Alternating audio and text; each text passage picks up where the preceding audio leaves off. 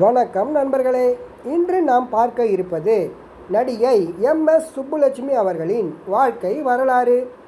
மீரா என்றதும் முதலில் எல்லோருக்கும் நினைவு வருவது MS சுப்புலட்சுமி பாடிய காலத்தால் அழியாத சிரஞ்சீவித்தவம் பெற்ற பாட்டு காற்றினிலே வரும் கீதம். வட இந்தியர்கள் தங்கள் மனங்களை முழுமையாக பறிகொடுத்தது இந்த பாட்டினில்தான். கர்நாடக சங்கீதத்தின் மணிமகுடமாகவும் இசையின் இமயமாகவும் கொடிகட்டி பறந்தவர் MS சுப்புலட்சுமி. கோகில கான இசைவாணி என உலகமே போற்றி புகழ்ந்த திருமதி MS சுப்புலட்சுமி இசைத்துறையில் பல சிகரங்களை தொட்டவர். 1916ஆம் ஆண்டில் மதுரையில் சங்கீத பரம்பரையில் பிறந்தவர் அவர். இசையில் அலாதி நாட்டம் கொண்டவர். அம்மா அக்கம்மாள் வயலின் வாசிப்பில் வல்லவர்.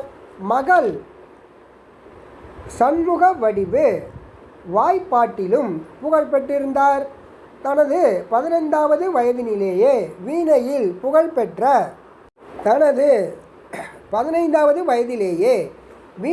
புகழ்பெற்ற சண்முக வடிவு மதுரையைச் சேர்ந்த வக்கீல் சுப்பிரமணிய ஐயரை திருமணம் செய்து கொண்டார். சண்முக வடிவு சுப்பிரமணிய ஐயர் தம்பதிகளுக்கு 3 குழந்தைகள். மூத்த மகன் சக்திவேல் மிருதங்கம் வாசிப்பதில் சமர்த்தர். அடுத்தவர் வடிவாம்பாளுக்கு வயலினில் நாட்டம். 3வது கடைக்குட்டி அவர்தான் சுப்புலட்சுமி. அவருக்கு செல்ல பெயர் குஞ்சம்மா.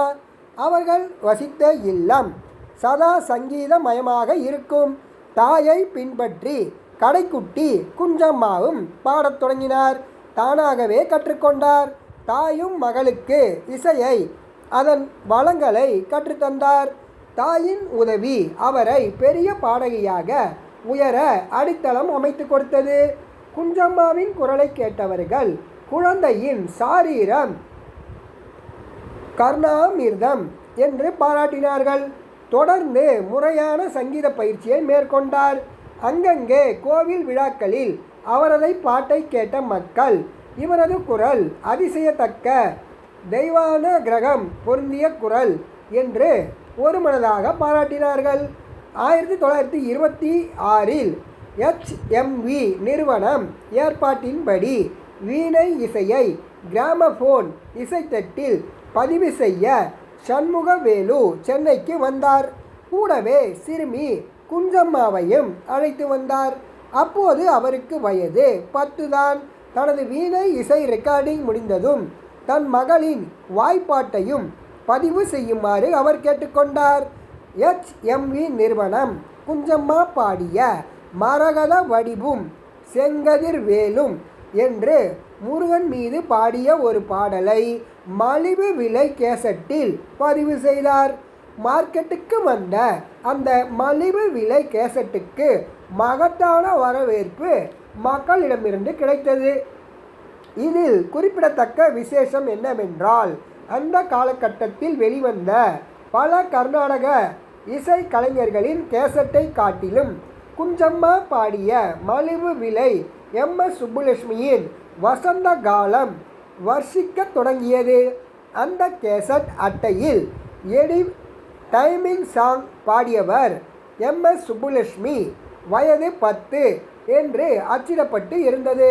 கேசட்டின் அபார விற்பனையை கண்டு இந்த சிறுமிக்கு ஒளிமயமான எதிர்காலம் நிச்சயம் என்று வித்வான்களும் பாமர மக்களும் அவரை போற்றி புகழ்ந்தனர். 4 ஆண்டுகளுக்கு பிறகு MS சுப்புலட்சுமிக்கு இசை கச்சேரிகளும் இசைத்தட்டில் பாடும் வாய்ப்புகளும் வந்து குவிந்தன.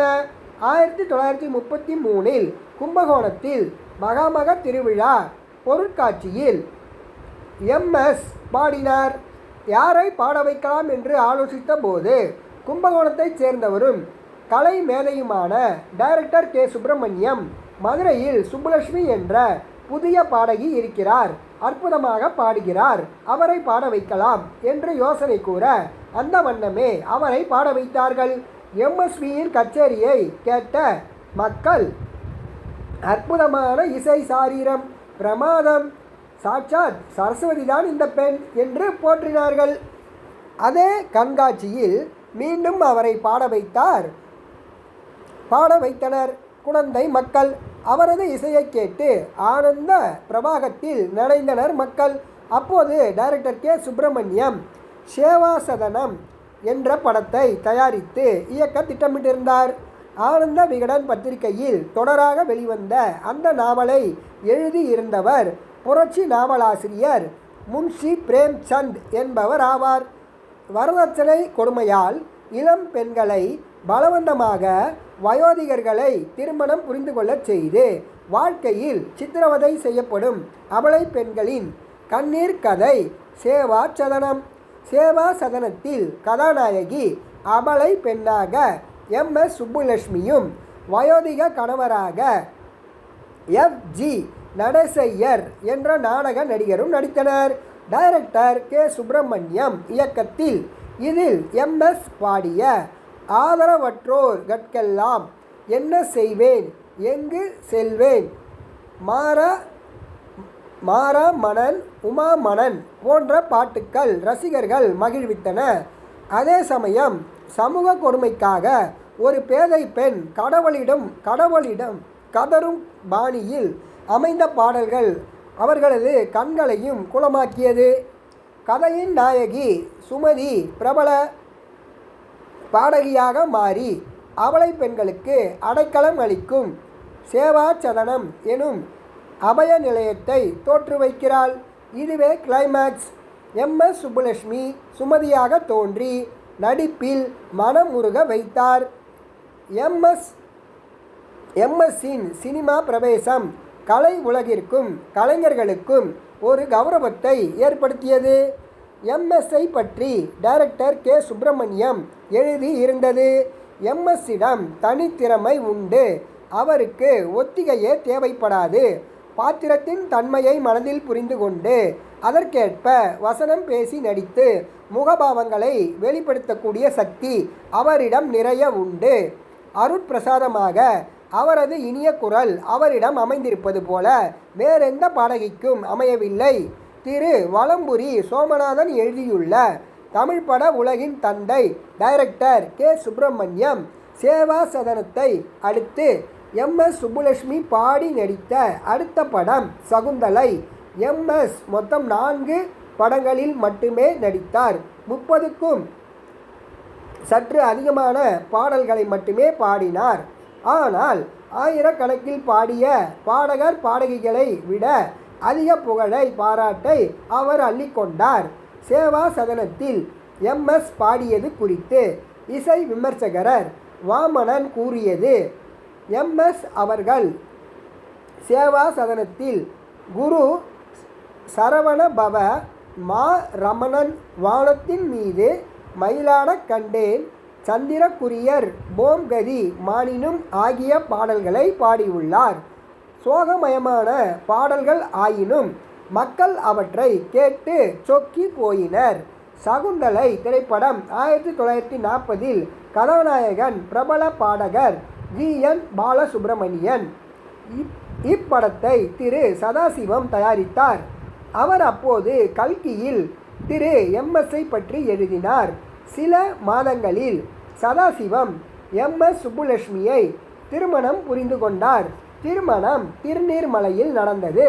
சகுந்தலையை சதாசிவத்தின் சந்திரபிரபா சினிடோன் நிறுவனம் மதுரை ராயல் டாக்கீஸின் துணையுடன் தயாரித்தது.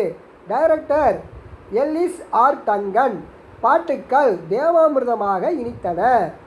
மனமோகனாங்கே ஆனங்கே வாடுதே என மனம் கனவிலும் என்று GNP பாட மதனாங்க சுந்தர ரூபா நானும் உன் நினைவினால் வாடினேன் என MSவியும் தொடர்வார். இது ஒரு டூயட் பாடல். கண்ம மகரிஷியின் ஆசிரமச் சூழலை வர்ணித்து ஆனந்தம் என் சொல்வனே என பாடும் பாட்டும் எங்கும் நிறை நாத பிரம்மம் பிரேமையில் சுகுமாரா என தாபம் ஆகிய பாட்டுக்களை எத்தனை முறை கேட்டாலும் அழுக்காது. அத்தனையும் தேன் சொட்டும் தெவிட்டாத கானங்கள். தியேட்டர்களில் அந்த காலத்தில் இந்த பாடல் காட்சி வரும்போது சிறு முணுமுணுப்பு மூச்சு சத்தம் கூட கேட்காது. மக்கள் பாட்டுகளில் பூரணமாக லயித்து விடுவார்கள். சகுந்தலையில் என்.எஸ். கிருஷ்ணன், டி.எஸ். துரைராஜ். மீனவர் காமெடி மறக்க முடியாதது. அடுத்து ராயல் டாக்கிஸாரின் சாவித்திரியில் சாந்தா ஆப்தே சாவித்திரியாகவும் எம்.எஸ். நாரதராகவும் நடித்தனர். நாரதரின் அறிமுக பாட்டு அது நம்மளுக்கு பாட முடியலப்பா என்ற சதாசிவ பிரம்மோற்சவரின் குருதியாகும். இதற்கு ஜிஎன்பி டியூன் போட்டதாக கூறப்பட்டது. பாபநாசம் சிவன் எழுதி மெட்டமைத்து எம்.எஸ். பாடிய மனமே கனமும் மறவாதே பாட்டை இன்றும் ரசித்து பாடுகிறார்கள், கேட்டும் ஆனந்தப்படுகிறார்கள். அடுத்த படம் இசை, பக்தி, கதை, நடிப்பு எல்லாவற்றிலும் வரலாறு படைத்த மீரா. வெளியான ஆண்டு 1945. மீரா என்றதும் முதலில் எல்லோருக்கும் நினைவு வருவது எம்.எஸ். பாடிய காலத்தால் அழியாத சிரஞ்சித்துவம் பெற்ற அற்புதமான பாட்டு காற்றினிலே வருங்கீதம். வட இந்தியர்கள் தங்கள் மனங்களை முழுமையாக பறிகொடுத்தது இந்த பாட்டில்தான். இந்த பாட்டுக்கு ஏற்கனவே எம்.எஸ். போட்டு வைத்திருந்த டியூனையே படத்திற்கு பயன்படுத்தி கொண்டார்கள். இதை பற்றி படத்தின் இசையமைப்பாளர் திரு எஸ்.வி. வெங்கட்ராமன் ஒரு பேட்டியில் கூறியிருப்பது: விமர்சகர் வாமனனின் திரை இசை சாதனையாளர்கள். கல்கி அதிபதி சதாசிவம் தன் மனைவி எம்.எஸ். சுப்புலட்சுமியை வைத்து மீராவின் கதையை படமாக்க திட்டமிட்டு அதற்கு இசை அமைப்பாளராக என்னை நியமித்தார். பக்தை மீரா மீது சுப்புலட்சுமிக்கு தனி நாட்டம். மீராவுக்காக சில டியூன்களை நானே போட்டேன், சிலது அவர்கள் எம்.எஸ். டியூன் போட்டு ரெக்கார்ட் பண்ணி தயாராக வச்சுருந்தாங்க. அவற்றில் தேவைக்கேற்ப சில மாற்றங்களை செய்து அவர்களோட மனசுக்கு கிளேச்சம் இல்லாமல் பண்ணி கொடுத்தேன். காற்றினிலே வரும் கீதம் படத்தை லூட் கபி என்ற பாட்டின் மெட்டில் போட்டு பாடி ரெக்கார்ட் கூட பண்ணிட்டா. அதற்கு பிறகுதான் என்னை கூட்டிக் கொண்டு போனா. அதே பாட்டை அந்த அம்மா பாடுறதுக்கு தகுந்த மாதிரி அழகாக மியூசிக் பண்ணி கொடுத்தேன். லூட் கயி ஜூதிகா ராய் என்ற வங்காள பாடகி பாடிய பாடல். மீராவில் இடம்பெற்ற பிருந்தாவனத்தில் கண்ணன் வளர்ந்த அந்த நாளும் வந்திடாதோ என்ற பாடலும் இரவல் பாடல்தான். ஆனால் ஒன்று சொல்ல வேண்டும், சுப்புலட்சுமி என்ற ஆத்மார்த்தமான கலைஞரின் இதயத்தில் தோய்ந்து வரும் எந்த பாடலுமே அவரது சொந்த பாடலாக ஆகிவிடாதா? எஸ்.வி. வெங்கட்ராமனின் கற்பனையில் உதித்த அற்புதமான பாடல் எங்கும் நிறைந்தாயே. கண்ணனை தேடி மீரா துவாரகைக்கு செல்லும் போது பாடும் பாடல். மீராவில் தெய்வீகமாக ஒலிக்கும் சுப்புலட்சுமியின் குரலை தன் இசையில் தாங்கி பிடிப்பவராக செயல்பட்டதோடு சுப்புலட்சுமியின் குரலில் தன் மெட்டுக்களையும் பதிவு செய்து வெங்கட்ராமன் வெற்றி கண்டார். இவ்வாறு விமர்சகர் வாமனன் எழுதியுள்ளார். எம்.எஸ். பாடியுள்ள பாடல்கள் அத்தனையும் அற்புதமான நல்ல முத்துக்களாகும். குறிப்பாக எங்கும் நிறைந்த பிரம்மம், பிரேமையில் ஆனந்தம் என் சொல்வேனே, சகுந்தலையில் காற்றில் வரும் கீதம், எங்கும் நிறைந்தாயே, கிரிதர கோபாலா, பிருந்தாவனத்தில் மீரா. எம்.எஸ். சுப்புலட்சுமியின் பாட்டுக்கள் இனிமையானவை, தெய்வாம்சம் பொருந்தியவை, ஜீவன் உள்ளவை, காலத்தால் அழியாதவை. தமிழ் திரை இசை ரசனையை உயர்த்தியுள்ள பாடல்கள். திரைப்பாடல் தவிர எண்ணற்ற தனிப்பாடல்களும் அந்த இளவரசியின் இசையின் அரசியின் புகழை வானளவ உயர்த்தியுள்ளன. பத்ம விபூஷன் எம்.எஸ். சுப்புலட்சுமியை பற்றி மறைந்த பாரத பிரதமரின் நேருஜி சொன்னார்: நான் பாரத பிரதமராக இருக்கலாம், ஆனால் இசை எனும் பெரும் சாம்ராஜ்யத்திற்கு என்றும் பேரரசி எம்.எஸ். சுப்புலட்சுமி அவர்கள்தான் என்று. இந்த வீடியோ உங்களுக்கு பிடிச்சிருந்தால் லைக் பண்ணுங்கள், ஷேர் பண்ணுங்கள், மறக்காமல் சப்ஸ்கிரைப் பண்ணுங்கள் நண்பர்களே. அடுத்த வீடியோவில் சந்திப்போம். நன்றி.